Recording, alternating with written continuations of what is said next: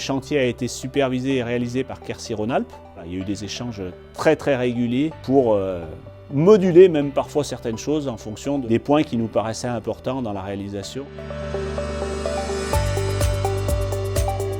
On a fait des réglages par rapport à ce qui était au début. On a adapté les programmes des machines pour adapter cette consommation, mais pour l'adapter aussi à notre système. Un ensemble de points qui fait qu'on a pu diminuer des consommations grâce à la supervision qui nous permet de voir où sont les consommations. C'est pour ça qu'on a construit ces planificateurs, qu'on a construit ces limites de consommation pour avoir vraiment quelque chose qui s'adapte à moi, qui s'adapte à mes besoins et qui s'adapte à l'objectif que je voulais atteindre. Deux objectifs peut-être opposés, c'est-à-dire refroidir une grosse quantité de pommes sans contrainte à un moment, mais aussi ne pas faire de surconsommation en hiver. Pouvoir délester, faire varier la demande en froid, des périodes à plus haute température, des périodes à plus basse, sans pour autant avoir de conséquences sur les produits. Sur cet écran, on retrouve l'ensemble de l'installation frigorifique, mais cette chambre froide, ma salle d'emballage, de conditionnement et mon immersion des Palox qui ont toutes les deux possibilité d'être réchauffées, ainsi que mon ballon d'eau chaude qui permet d'avoir de l'eau chaude quand je produis de la chaleur. Donc mes chambres, après je les pilote, je peux choisir des plannings, je peux choisir si elles sont en marche en permanence, si elles ont des dégivrages et des températures de consigne. Donc à chaque fois, je vais par cet écran sur chaque chambre où je peux choisir la consigne, que ce soit la consigne en température, la consigne en humidité et aussi les périodes de dégivrage s'il y a lieu.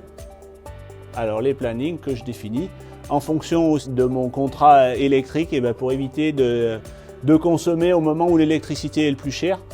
J'ai les panneaux solaires qui me font de l'électricité en journée et c'est pourquoi fin de consommation hors creuse aux alentours de 6 heures, je fais une période avec moins de demande puisqu'on a un peu d'hiver, donc température froide, les chambres supportent bien 2 heures d'arrêt et ensuite je redémarre dans la journée avec des alternances. Ça c'est vraiment la programmation que je fais varier suivant la saison et suivant les produits que je vais avoir dans les chambres. Pour les poires je mettrai tourner un peu plus et pour les pommes des plages d'arrêt plus longues et puis suivant les températures de consigne je peux faire varier tout ça. L'énergie on le regarde en permanence et là on a aussi accès à tout ce qui est consommé, soit en instantané et la consommation totale d'énergie. On avait comme demande de mettre un plafond de consommation. On a mis une consigne maximum qui va varier en fonction de nos contrats électriques. Et le système de la centrale froid qui permet, grâce aux HP et BP flottantes, on économise encore de l'énergie, particulièrement en hiver où les températures sont basses. Le condenseur, depuis le mois de novembre,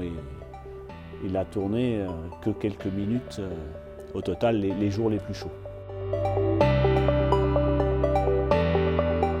On commence déjà à l'observer, on l'a observé tout de suite déjà. Premièrement, par les fruits qu'on a pu sortir fin d'été 2022 et les fruits qu'on a mis en conservation et notamment les poires où on a vu les résultats au bout de quelques semaines de stockage pour les William. Donc là, il y a déjà un retour d'investissement. C'est difficilement quantifiable parce qu'on n'a vraiment qu'un produit et on n'a pas le comparatif en même temps. Mais c'est une évidence puisque les fruits qui n'étaient pas vendables habituellement, forcément, cette année, on a pu les vendre. Donc à quantité égale, il y en a plus qui vont au bout. Ça, c'est pour la première chose.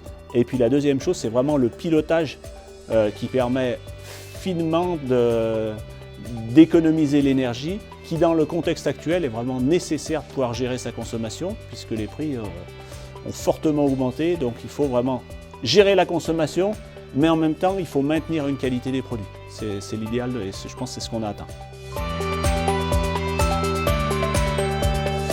C'est la souplesse, l'écoute et la proximité. Les résultats sont aujourd'hui favorables et encourageants.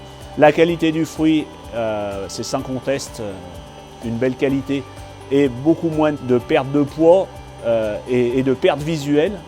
C'est certain, et un chantier, je veux dire, qui s'est réalisé dans de très bonnes conditions. C'est un véritable partenariat.